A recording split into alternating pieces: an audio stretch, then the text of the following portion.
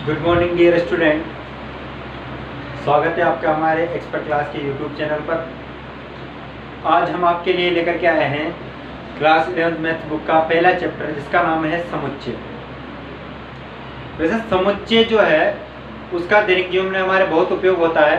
समुच्चय का नाम जनरली हम सुनते रहते हैं, समूह, संग्रह या फिर ग्रुप के नाम से इसका नाम अलग अलग भाषाओं में सुनते रहते हैं। तो जो समुच्चय है उसका उपयोग गणितीय भाषा में किस प्रकार से किया जाता है या फिर गणितीय रूप में किस प्रकार से किया जाता है, उसका कुछ गणितज्ञों ने अलग से प्रयोग किया या फिर उसको परिभाषित किया। तो दैनिक जीवन में किस प्रकार से लें, दैनिक जीवन में देखो समुच्चय जो होता है इस प्रकार से लिख सकते हैं कि क्रिकेट टीम का समूह, क्रिकेट टीम का समूह, ये क्या हो गया, एक समुच्चय हो गया अपने पास। ठीक है। दूसरा, ताश की गड्डी, ताश की गड्डी का समूह, ये भी क्या हो गया, समुच्चय। दूसरा, या फिर बकरियों का समूह, बकरियों का समूह। नेक्स्ट ले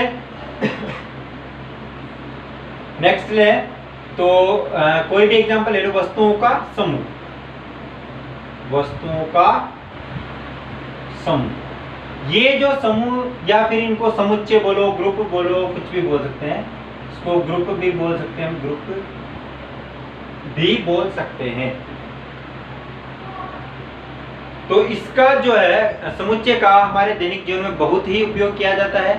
जैसे गणित में भी ज्यामिति में इसका प्रयोग किया जाता है, अनुक्रम में किया जाता है, श्रेणी क्रम में किया जाता है, ऐसे दैनिक जीवन में इसका बहुत ही उपयोग किया जाता है। तो जो दैनिक जीवन में तो हमें पता है इसका उपयोग किया जाता है, परंतु गणितीय जो निरूपण है, गणित में इसका प्रयोग किस प्रकार से किया गया, किस प्रकार से इसको परिभाषित किया गया, इसके लिए सबसे पहले एक गणितज्ञ थे, सबसे पहले एक गणितज्ञ थे।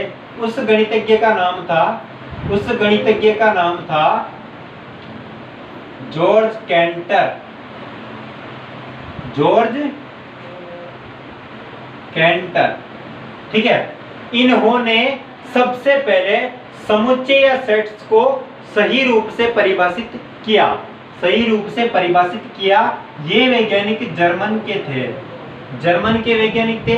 इनके साथ में और भी वैज्ञानिक थे जिन्होंने समुच्चय पर कार्य किए और परिभाषाओं पर परिभाषाएं दी। तो देखो जॉर्ज केंटर ने जो है इसको परिभाषित किया। अब देखो समुच्चय की अगर हमें परिभाषा बनाने की कोशिश करते हैं दैनिक जीवन से लेकर के, तो ये कुछ एग्जांपल है। जैसे ताश की गड्डी ली अपन ने, ताश की गड्डी, ठीक है, ताश की गड्डी, तो ये होगी अपना समुच्चय, एक समुच्चय हो गया ताश की गड्डी का। या फिर यूं ले कि एक मैदान है, बहुत बड़ा मैदान है जिसमें क्रिकेट की टीमें हैं, बहुत सारी क्रिकेट की टीमें हैं। तो यूं क्या है कि यहाँ इस मैदान में क्रिकेट की टीम है। हाँ, क्रिकेट की टीमें तो है सारी, पर कोई कहाँ की, पाकिस्तान की है, कोई कहाँ की, ऑस्ट्रेलिया की है, कोई न्यूजीलैंड की है, कोई इंडिया की है, अलग अलग टीमें हैं। तो ये इसको हम परिभाषित नहीं कर सकते क्योंकि यहाँ पर टीमें कहाँ का, अलग अलग टीमें हैं, अलग अलग खिलाड़ी सम्मिलित है। इसको परिभाषित करना हो, जैसे टीम को परिभाषित करना हो, तो हम यूं कहेंगे कि भारत इस मैदान में, उस मैदान में भारत की टीम है, भारत की टीम है, भारत की टीम है। इसका मतलब अपने को पता है कि कौन कौन से खिलाड़ी है, अपने को पता है कि कौन कौन से खिलाड़ी है। तो इस प्रकार से हम इस प्रकार से रिलेटेड करते हुए समुच्चय की जो है परिभाषा इस प्रकार लिखेंगे, समुच्चय की परिभाषा इस प्रकार से लिखेंगे। देखो कि समुच्चय जो है वस्तुओं का,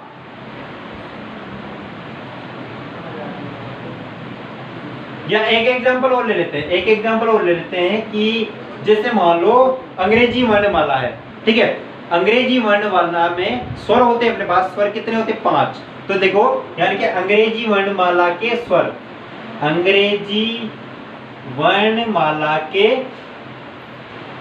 अंग्रेजी वर्णमाला के स्वर। स्वर कौन कौन से हो गए? ए, ई, आई, ओ और यू। ये हो गया अपना, मतलब कि जो फिक्स है अपने पास में, ये चीज जो दे रखी है वो यही है, और समूह के रूप में है, और समूह के रूप में उसको कहेंगे हम समुच्चय। तो इसकी परिभाषा इस प्रकार से बनाए हम परिभाषा इस प्रकार से बनाए कि वस्तुओं का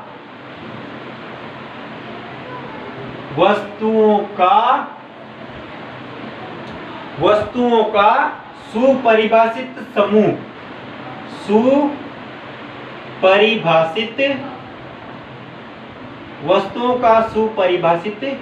समूह, वस्तुओं का सुपरिभाषित समूह क्या कहलाता है? समुच्चय कहलाता है। समुच्चय कहलाता है। इसको इस प्रकार से डिफाइन करेंगे हम कि वस्तुओं का सुपरिभाषित समूह समुच्चय कहलाता है। और यही परिभाषा सबसे पहले किसने दी? जॉर्ज कैंटर ने दी, जो जर्मनी के वैज्ञानिक थे। इन्होंने समुच्चय की परिभाषा दी, इसको सेट्स का, और कुछ एग्जाम्पल लेकर के इसको हम इस प्रकार से लिखें। इसका एग्जाम्पल है, एग्जाम्पल लिया, वही वापस सेम ले लेते हैं। अंग्रेजी वर्णमाला के स्वर, अंग्रेजी वर्णमाला के स्वर। ठीक है, अब देखो परिभाषा तो हो गई, इसकी परिभाषा तो हो गई, परंतु इसको समुच्चय को लिखे किस प्रकार से, जमाए किस प्रकार से कि ये समुच्चय हो गया। तो देखो इस समुच्चय जो अंग्रेजी वर्णमाला के स्वर है वो हो गए ए, ई, आई, ओ, यू। ठीक है, हाँ यार ये दिख तो रहा है कि समुच्चय समूह है। समूह है, किसका समूह है? अंग्रेजी वर्णमाला के स्वरों का समूह है। पर इसको मतलब अच्छे ढंग से समुच्चय रूप में किस प्रकार से जमाया जाए, तो वो देखते हैं कि समुच्चय के कुछ नियम है।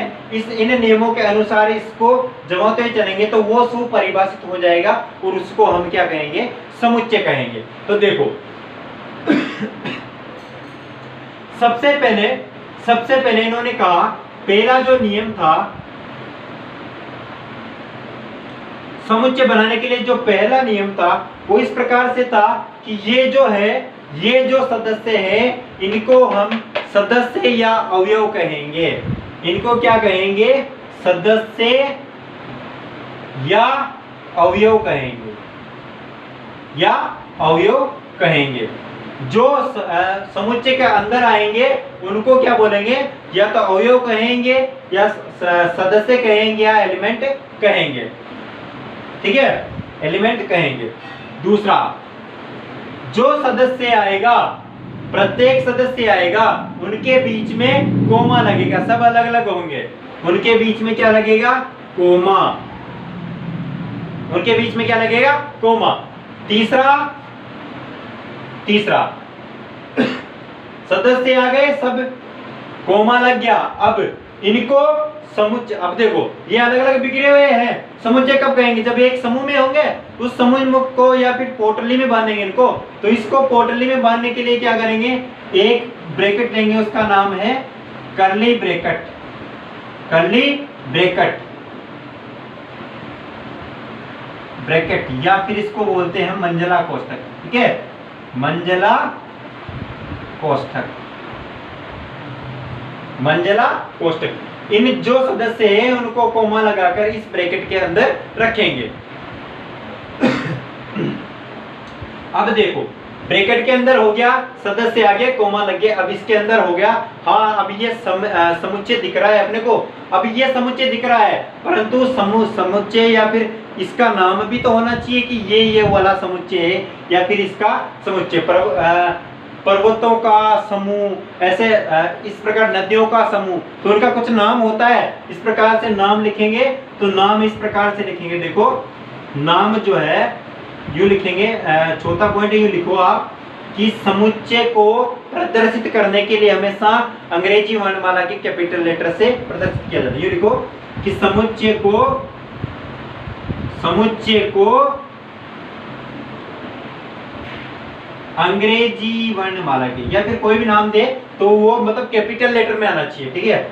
अंग्रेजी वर्णमाला के कैपिटल लेटर में आना चाहिए, ठीक है। कैपिटल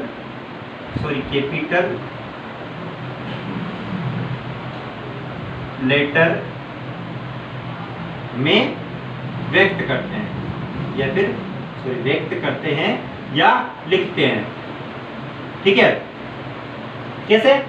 जैसे देखो, ये अपने पास समुच्चय है ए ई आई ओ यू, ठीक है, ओके 5। ये इसको कर्ली ब्रैकेट में बंद कर दिया, कॉमा लगा दिया, और इसको हम लिखेंगे ए से। तो ये हो गया कि ए जो है वो समुच्चय है और इस प्रकार से है। दूसरी बात, अगला पॉइंट यू लूं मैं, अगला पॉइंट ये लेता हूं कि जो ये सदस्य है उनको अगर अंग्रेजी वर्णमाला में आ रहे हैं तो स्मॉल लेटर से लिखा जाता है, ठीक है, स्मॉल लेटर से लिखा जाता है। अगला समुच्चय, अगला जो नियम है वो इस प्रकार से लिखे कि अगर मान लो हमारे पास समुच्चय में कोई 2 अंक एक जैसे आ जाते हैं, 2 अंक एक जैसे आ जाते हैं तो उनको एक ही बार लिखा जाता है। देखो कैसे, जैसे मान लो मेरे पास समुच्चय ए है, उसमें आ रहा है 1 2 3 4 4 5 6, ठीक है। ये मेरे पास समुच्चय आ रहा है, तो इसको देखो 4 4 2 बार आ रहा है। इसको सही प्रदर्शित करने के लिए ऐसे लिखेंगे कि ए 1 2 3 और 4 एक ही बार लिखेंगे, 5 और 6। इसको क्या लिखेंगे? एक ही बार लिखेंगे, मतलब 2 बार नहीं लिखेंगे, ठीक है। आया समझ में? ये इसके नियम थे। देखो एक बार और देख लेते हैं कि समुच्चय जो है उसका दैनिक जीवन में बहुत ही उपयोग किया जाता है। क्रिकेट के समूह के टीम से लेकर की, या फिर टीम से लेकर ताश की गड्डी से लेकर कहीं से लेकर भी हम इसको जोड़ सकते हैं। और गणित में इसका उपयोग ज्यामिति में, श्रेणी क्रम में या फिर अनुक्रम में कहीं भी ले सकते हैं। और इसका जो है सर्वप्रथम जो गणितीय निरूपण किया, फिर गणितीय भाषा के रूप में या फिर परिभाषित किया, वो सबसे पहले जॉर्ज गैंटर ने किया, जो जर्मनी के वैज्ञानिक थे। और उन्होंने परिभाषित इस प्रकार से किया इस प्रकार से परिभाषित किया कि जो वस्तुएं होती है उनका सुपरिभाषित समुच्चय जो होता है, सुपरिभाषित समूह जो होता है उसको क्या कहते हैं? समुच्चय कहते हैं। और ये जो समुच्चय है उसके कुछ नियम होते हैं कि इनको अवयवों को अवयव कहा जाता है, जो सदस्य होते हैं उनको अवयव कहा जाता है। कोमा लगाया जाता है बीच में, अलग अलग लिखने के लिए कोमा लगाया जाता है। और जो है कर्ली ब्रैकेट में बंद किया जाता है। हमेशा जो ब्रैकेट होता है उसको एक नाम देने के लिए कैपिटल लेटर का उपयोग किया जाता है। और अगर मान लो 2 सदस्य एक जैसे आ जाते हैं तो उनको जो है एक ही बार लिखा जाता है। अब देखो ये हो गए हमारे समुच्चय का कुछ इंट्रोडक्शन हो गया। अब देखते हैं इसके बारे में। देखो इसके निरूपण की विधियां कि किस प्रकार से इसको निरूपित किया जाता है। 2 विधियां जो है अपने पास है, उसकी जो विधियां हैं, 2 विधियां हैं निरूपण की, इस प्रकार हैं। इस प्रकार से लिखते हैं, देखो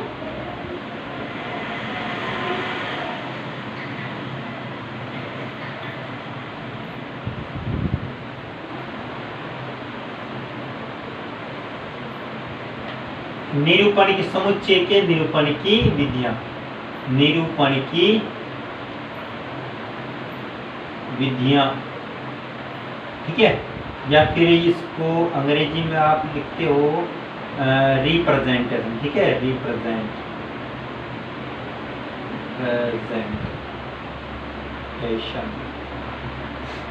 देखो अब देखो इसका रिप्रेजेंटेशन किस प्रकार से किया जाता है। देखो समुच्चय का तो 2 प्रकार से किया जाता है। इसकी 2 विधियां होती है। पहली विधि का नाम है रोस्टर रूप,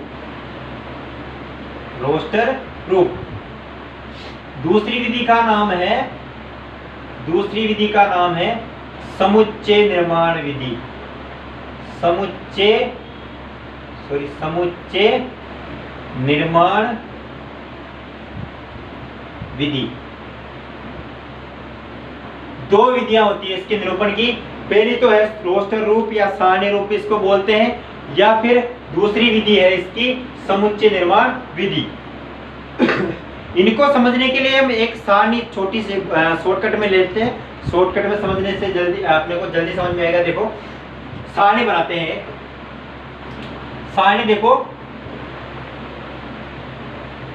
ये सारणी बनाते हैं हम एक, और यहाँ पर ये सारणी बन गई।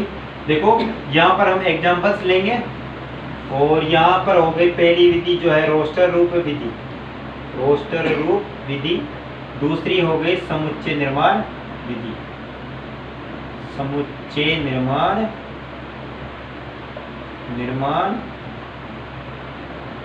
विधि, समुच्चय निर्माण विधि। देखो एग्जाम्पल इस प्रकार से लें कि अगर मान लो हमारे पास प्राकृत संख्याएं हैं, प्राकृत संख्याएं हैं, प्राकृत संख्या स्टार्ट कहां से होती है? 1 से स्टार्ट होती है, 1 से स्टार्ट होती है, अनंत तक जाती है। तो उनको रोस्टर रूप में तो किस प्रकार से लिखेंगे और समुच्चय निर्माण विधि में किस प्रकार से लिखेंगे? तो पहला ही जो एग्जांपल है वो ले रहा हूं मैं, प्राकृत संख्याएं, प्राकृत संख्याएं। हमने देख लिया है कि समुच्चय किस प्रकार से लिखा जाता है। समुच्चय ये ए है, सेट ए है, उसको रोस्टर रूप में, गणितीय रूप में लिखेंगे, आंकिक रूप में लिखते हैं, ठीक है। तो देखो प्राकृत संख्या स्टार्ट होती है 1 से, 2, 3, 4, 5, 6, 7, 8 और अनंत तक जाती है, और ये ब्रैकेट कर देंगे बंद। ये हो गया हमारा रोस्टर रूप। देखो रोस्टर रूप में हमने क्या किया है? ओनली समुच्चय लिखा है, समुच्चय का नाम लिखा है, कर्ली ब्रैकेट में बंद किया है, कोमा लगाया और अंकों को लिखा है। ये हो गया रोस्टर रूप। दूसरा समुच्चय निर्माण विधि में इस प्रकार से लिखेंगे कि ये समुच्चय है, समुच्चय तो यही है, शाब्दिक रूप, इसका शाब्दिक रूप ही क्या कहलाता है? समुच्चय निर्माण विधि कहलाती है। देखो शाब्दिक रूप इस प्रकार से लेंगे कि x जो है, x का मतलब जो है ये जो अंदर अवयव आ रहे हैं वो आ रहे हैं। x क्या है कि x इस प्रकार है, ये जो अंक है वो इस प्रकार है कि, इस प्रकार है कि x जो है क्या है? प्राकृत संख्याएं हैं। x क्या है? प्राकृत संख्याएं हैं। x क्या है? प्राकृत संख्याएं, संख्याएं हैं, और ये ब्रैकेट बंद कर दिया। मतलब क्या? अपना जो है निरूपण किस प्रकार से हुआ कि रोस्टर रूप में तो हमने आंकिक रूप में लिख दिया, और समुच्चय निर्माण विधि में किस प्रकार से? शाब्दिक रूप में, इसी को शाब्दिक रूप में लिख दिया। तो ये दोनों विधियां क्या है? सेम ही है, पर यूं मानो कि ये अंक के रूप में ये, और ये जो है शाब्दिक रूप में। अगला एग्जांपल लेंगे, देखो पूर्ण संख्या, ठीक है, पूर्ण संख्या है। पूर्ण संख्याओं को कैसे लिखते हैं? देखो पूर्ण संख्या स्टार्ट कहां से होती है? समुच्चय का नाम बी दे रहा हूं मैं, समुच्चय का नाम बी दे दिया, कोई सा भी नाम दे सकते, कैपिटल में देना है। देखो समुच्चय का पूर्ण संख्या है, स्टार्ट कहां से होती है? 0 से। कहां से होती है? 0 से स्टार्ट होती है, ठीक है। अब 0 से स्टार्ट होती है तो या फिर यूं लिखिए कि जो वो प्राकृत संख्या है जिनमें केवल आगे 0 जुड़ जाता है, वही क्या कहलाती है? पूर्ण संख्या कहलाती है। तो 0, 1, 2, 3, 4, 5, 6, 7, 8 और कहां तक जाती है? ये भी अनंत तक जाती है, और इनको क्या कहते हैं? पूर्ण संख्याएं कहते हैं। तो देखो इसको किस प्रकार से लिखें? बी तो समुच्चय है ही सही अपने पास, बी तो सेम। अब देखो ये x है, x मतलब ये या फिर ये x जो है ये अंदर वाली संख्या है। क्या है अंदर वाली संख्या है? x इस प्रकार है कि x जो है क्या है? पूर्ण संख्याएं हैं। क्या है? पूर्ण संख्याएं हैं। और कोष्टक में बंद कर दिया, कोष्टक में बंद कर दिया, ठीक है। अगला एक और एग्जांपल ले लेते हैं। इसमें धनात्मक पूर्णांक संख्या है, धनात्मक ऋणात्मक होती है पूर्णांक संख्या है, जो माइनस में होती है, 0 से पीछे चलती है वो तो ऋणात्मक होती है, 0 से पीछे चलने वाली तो होती है ऋणात्मक, और 0 से आगे चलने होती है धनात्मक। तो धनात्मक पूर्णांक संख्याएं हैं, धनात्मक, ठीक है, पूर्णांक संख्या। धनात्मक पूर्णांक संख्या, धनात्मक संख्या सॉरी पूर्णांक संख्या को जेड से निरूपित करते हैं। यहाँ वैसे इसको हम ही लिख सकते हैं, प्राकृत संख्या है तो इसको लिख देंगे n, या फिर इसको पूर्ण संख्या है तो इसको लिख देंगे w, कुल नंबर, नेचुरल नंबर। और ये जेड जो आ गया पूर्णांक संख्या है। और देखो धनात्मक आ रहा है तो यहाँ पर क्या लिखेंगे, प्लस। यहाँ पर आपने देखा होगा प्लस लिखा होता है, इसका मतलब होता है कि ये धनात्मक संख्या, पूर्ण संख्याएं जो है धनात्मक संख्याएं। धनात्मक संख्या इस प्रकार से होती है, धनात्मक देखो 1 2 3 4 5, जीरो लो या हाँ जीरो ले लो, ठीक है, ठीक है जीरो नहीं लेते हैं, धनात्मक लेंगे अपन 4 5 और जो है ये भी अनंत तक जाती है। तो देखो यहाँ पर क्या आया, ये इनका नाम भी वही सेम लिख रहा हूँ मैं, n बराबर, और ये हो गया w बराबर, पूर्ण संख्या होल नंबर होती है, और ये z प्लस बराबर हो गया x है, x जो है x क्या है, x ये संख्या है, कौन सी संख्या है, धनात्मक पूर्णांक संख्याएं हैं, धनात्मक पूर्णांक जीरो को भी धनात्मक पूर्णांक संख्याएं हैं। तो ये हो गई x जो है धनात्मक पूर्णांक संख्याएं, और ये कर्ली ब्रैकेट हमने बंद कर दिया है, ठीक है, आया समझ में। अब देखो ये अपने पास इनका निरूपण हो गया। अब इनके कुछ एग्जांपल्स लेते हैं जो रोस्टर रूप से समुच्चय निर्माण विधि में बदलने होंगे, और कुछ से समुच्चय निर्माण विधि में जो है रोस्टर रूप में बदलने होंगे। तो देखो कुछ एग्जांपल इस प्रकार से लेंगे, देखो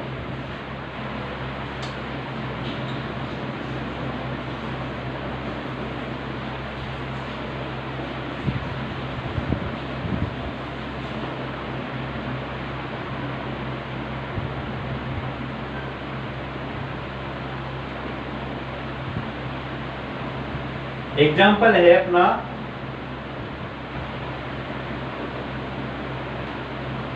चलो थोड़ा इस जे के समुच्चय है यानी इस क्वेश्चन से हम थोड़ी जानकारी ले लेते हैं। देखो कि अपने पास क्वेश्चन आया है, पहले इसके बारे में जानकारी ले, फिर उसके एग्जांपल देखेंगे। देखो एक क्वेश्चन आ रहा है अपने पास में कि जो है निम्नलिखित क्वेश्चन, जो निम्नलिखित प्रश्न है, निम्नलिखित में कौन सा समुच्चय है, कौन सा समुच्चय है और कौन सा नहीं है, समुच्चय है या नहीं है, कौन कौन सा तो समुच्चय और कौन सा नहीं है। क्वेश्चन नंबर फर्स्ट है, इसके लिए हमारे पास में देखो क्वेश्चन नंबर फर्स्ट जो है वैसे कि जो है वर्ष का, वर्ष होता है साल, वर्ष, देखो वर्ष है, वर्ष में जे से आरंभ होने वाले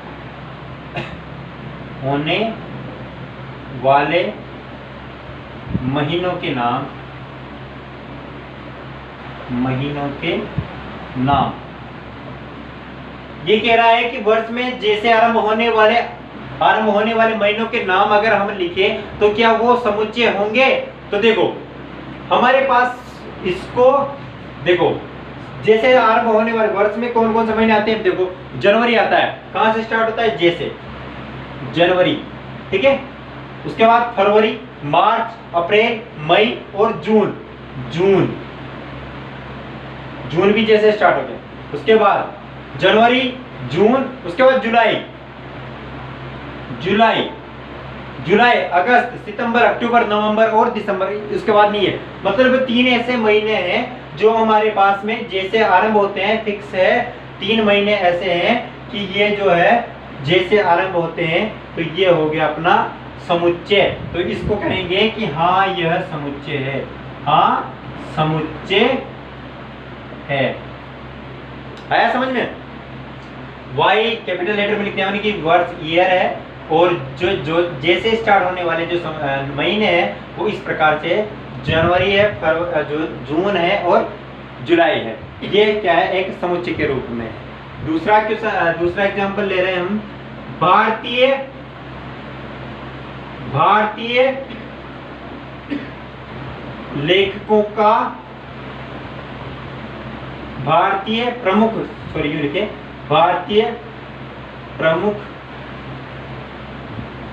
लेखकों का समुच्चय। भारतीय प्रमुख लेखकों का समूह लिखे। समूह जो होता है, क्या वो समुच्चय होता है?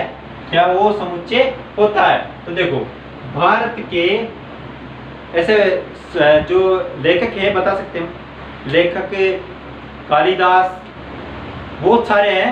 मतलब कोई किसको बता रहा है, कोई प्रमुख किसको बता रहा है, कोई अलग अलग बहुत सारे हैं। तो उनको हम क्या लिख सकते, क्या है जो है समुच्चय नहीं लिख सकते, क्योंकि उनमें अलग अलग होते हैं सब।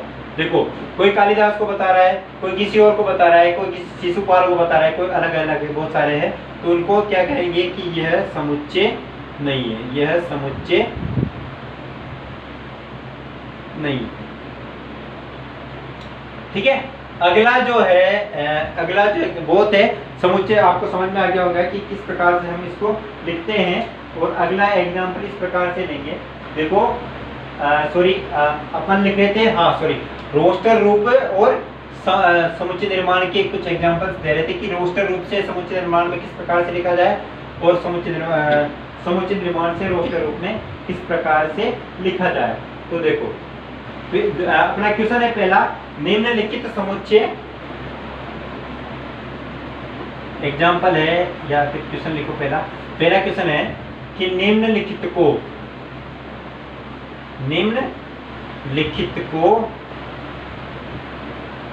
रोस्टर रूप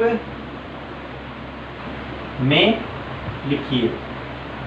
मतलब अपने को समुच्चय निर्माण विधि दे रखी है और रोस्टर रूप में लिखना है। समुच्चय निर्माण विधि दे रखी है और रोस्टर रूप में लिखना है। तो देखो, इसको देखो इस प्रकार से दे रखी है अपने को कि ए कोई समुच्चय है, उसमें कोई संख्या है x, और वो जो x है वो क्या है, प्राकृत संख्याएं हैं। प्राकृत संख्या है, और जो प्राकृत संख्या है उसमें प्रॉपर्टी दे रखी कि वो प्राकृत संख्या जो है वो 1 से बड़ी है और 5 से छोटी है। जो प्राकृत संख्या है वो 1 से बड़ी है और क्या है, 5 से छोटी है। तो देखो, इसको किस प्रकार से लिखेंगे, ए समुच्चय है अपने पास में, समुच्चय ए है, उसको देखो रोस्टर रूप में किस प्रकार, रोस्टर रूप में आंकिक रूप में लिखना था अपने को। देखो, x 1 से बड़ी प्राकृत संख्या क्या आएगी, 2 ये आएगी, क्योंकि सबसे छोटी 1, उसके बाद 2, 3, 4 और 5 से छोटी लेनी, 5 भी नहीं लेनी, 5 से छोटी। देखिए 4 तक आ गए अपने पास में, और ये हो गया अपने पास 1 से बड़ी और 5 से छोटी प्राकृत संख्याएं होगी। अगला जो एग्जांपल है, अगला एग्जांपल ये है, ए कोई समुच्चय है, x उसमें कोई एलिमेंट है या सदस्य है। x इस प्रकार है कि x जो है पूर्णांक संख्याएं हैं, पूर्णांक संख्याएं हैं, और वो जो पूर्णांक संख्या -3 से बड़ी है, -3 से बड़ी है, और x जो है वो संख्या ही है, और कहाँ तक है, 6 तक है। ये देखो यहाँ पर बराबर का निशान भी आ गया, 6 से छोटी या 6 के बराबर है, इस प्रकार से है।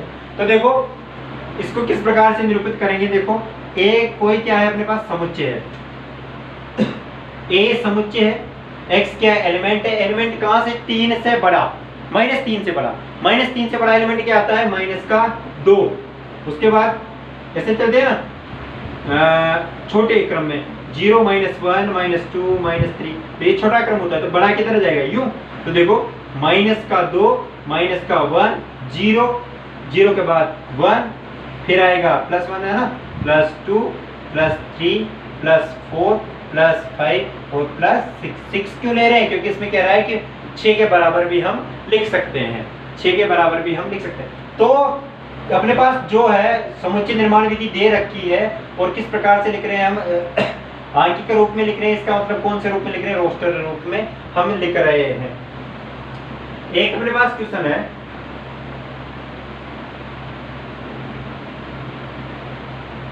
एक और एग्जांपल ले लेते हैं इसका। देखो एक एग्जांपल इस प्रकार है कि दो अंकों की ऐसी प्राकृत संख्या,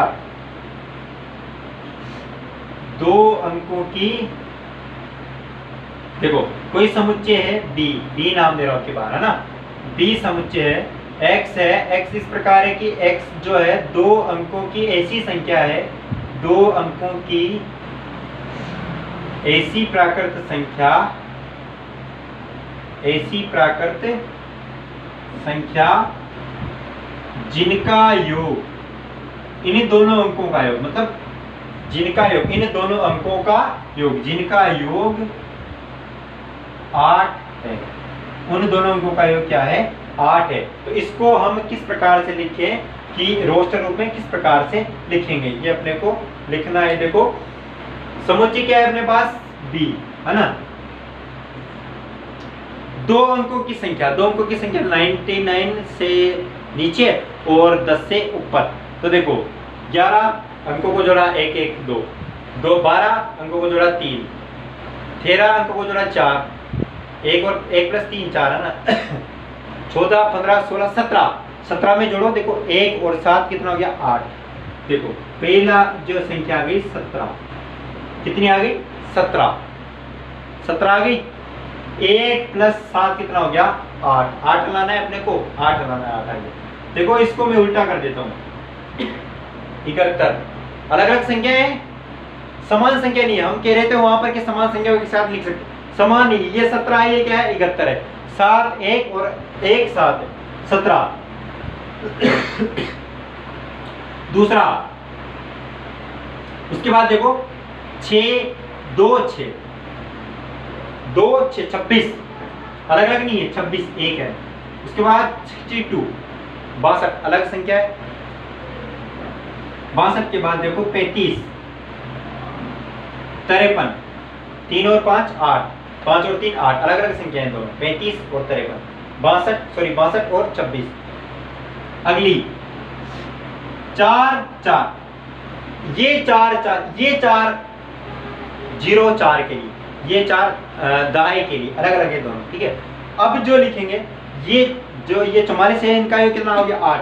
अब यूं नहीं लिख सकते कि इस 4 को आगे लिख दी, इस 4 को पीछे लिख दी, ए हो गया ये समान, ठीक है, ये हो गया समान। देखो तो इसको इस प्रकार से नहीं लिखेंगे, और क्या आ गया, 44 आ गया, एक संख्या के रूप में आ गया अपने पास।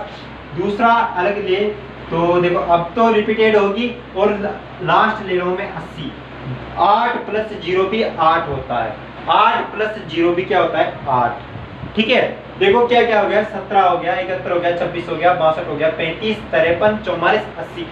एक और आपके मन में आ रहा होगा कि 08 भी लिख सकते हैं सर, 08 नहीं, 08 नहीं लिख सकते, क्योंकि 08 है जो एक अंक वाली संख्या है, और अपने को क्या कह रहा है कि दो अंकों वाली संख्याएं लेनी है। देखो हम गिनती स्टार्ट करते तो 01 02 03 04 ऐसा स्टार्ट करते हैं, तो यह जो 0 आगे अगर आता है तो उसको एक ही संख्या से लिखा जाता है, या फिर एक ही संख्या माना जाता है, तो इसको हम नहीं लिखेंगे, और संख्या कहां तक लिखेंगे, ओनली 80 तक लिखेंगे, और 08 को नहीं लिखेंगे। देखो हमारे पास दो अंकों की ऐसी संख्या, इतनी संख्या हो गई जिनका योग कितना होता है, 8। पहले हो गई 17, दूसरी 71, तीसरी 26, 62 35 53 44 और 80 या 80 जो है हमारे पास हो गई। और ये हमारे पास हो गया कि जो है समुच्चय निर्माण विधि से हम रोस्टर रूप में किस प्रकार से लिख सकते हैं। अगला जो एग्जांपल है उसमें हम रोस्टर रूप से समुच्चय निर्माण विधि में लिखेंगे। तो देखो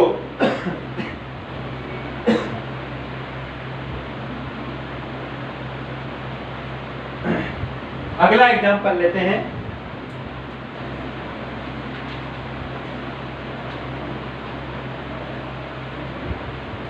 निम्नलिखित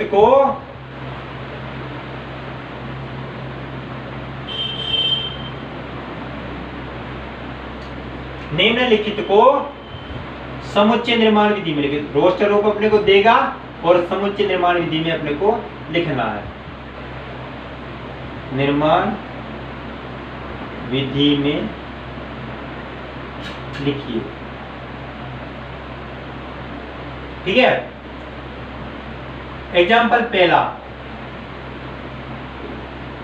रोस्टर रूप इस प्रकार से दे रखा है कि a बराबर, यू ले, हमारे पास समुच्चय दे रखा है 1 4 9 25 सॉरी 1 4 9 16 25 और ऐसे ऐसे ऐसे संख्याएं आ रही है आपके पास।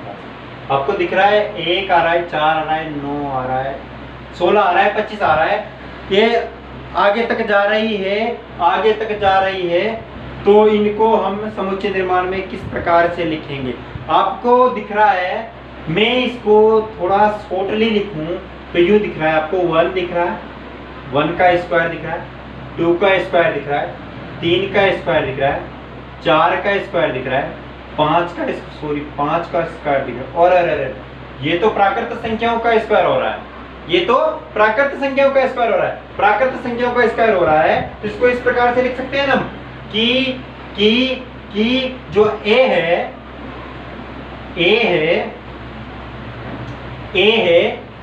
x जो है, x मतलब ये जो संख्याएं हैं, x इस प्रकार है कि बिलोंग कर रही है n पर। किस पर? n पर नहीं, n के स्क्वायर पर कर रही है। और जो n है वो क्या है? नेचुरल नंबर है। वो क्या है? नेचुरल नंबर है। या फिर यूं लिखें, इसको हम आपके शब्दों में लिखते हैं, x जो है, x इस प्रकार है कि प्राकृत संख्याओं का योग, प्राकृत संख्याओं का वर्ग, संख्याओं का वर्ग, ठीक है। और जो है प्राकृत संख्याओं का वर्ग है, और क्या है? बस यही है। और जो n जो है वो प्राकृत संख्या है, n बिलोंग कर रही है n पर। तो इस प्रकार से हम इसको प्रदर्शित कर सकते हैं, इस प्रकार से हम इनको प्रदर्शित कर सकते हैं, ठीक है। अब जो है अगला एग्जांपल लेते हैं, देखो डाल,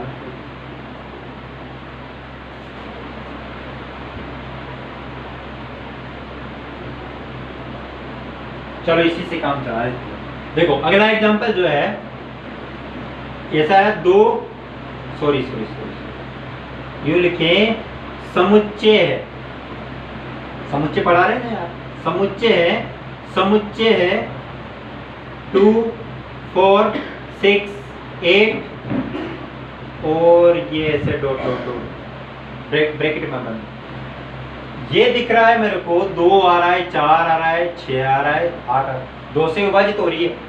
और शायद इसको क्या कहते हैं? हम सम संख्याएं कहते हैं। तो यूं लिखेंगे, समुच्चय है जो है x इस प्रकार है, x के एलिमेंट अंदर है, x क्या है? सम संख्याएं हैं, सम संख्याएं हैं। और क्या है? ब्रैकेट में बंद कर देंगे। अगला एग्जांपल यूं ले कि हाँ, देखो a जो है इस प्रकार है, 2 3 5 7 11 13 और ऐसे ऐसे जो है संख्याएं आ रही है। देखो 2 आ रहा है, 3 आ रहा है, 5 आ रहा है, 7 आ रहा है, ऐसी ऐसी संख्याएं हैं। एक नहीं आ रहा है, एक नहीं आ रहा है, इसका मतलब 2 से स्टार्ट हो रही है, 3 आ रहा है, 5 आ रहा है। ये देखो, मतलब इसमें खुद का भाग जा रहा है और एक का भाग जा रहा है। इनको क्या कहेंगे? अभाज्य संख्याएं कहेंगे, अभाज्य संख्याएं कहेंगे। तो a जो है उसमें x जो है इस प्रकार है कि x क्या है? अभाज्य संख्याएं हैं, अभाज्य संख्याएं। ये हमारा हो गया रोस्टर रूप, समुच्चय निर्माण विधि में निरूपण हो गया। किससे? रोस्टर रूप विधि से। अब कल हम बिलोंग्स के बारे में बात करेंगे, अगली क्लास जब भी लगेगी बिलोंग्स के बारे में बात करेंगे। और अगर आपको हमारी क्लास पसंद आई हो तो लाइक करें, शेयर करें, सब्सक्राइब करें और अगली क्लास का वेट करें। थैंक यू, धन्यवाद, थैंक यू सो मच।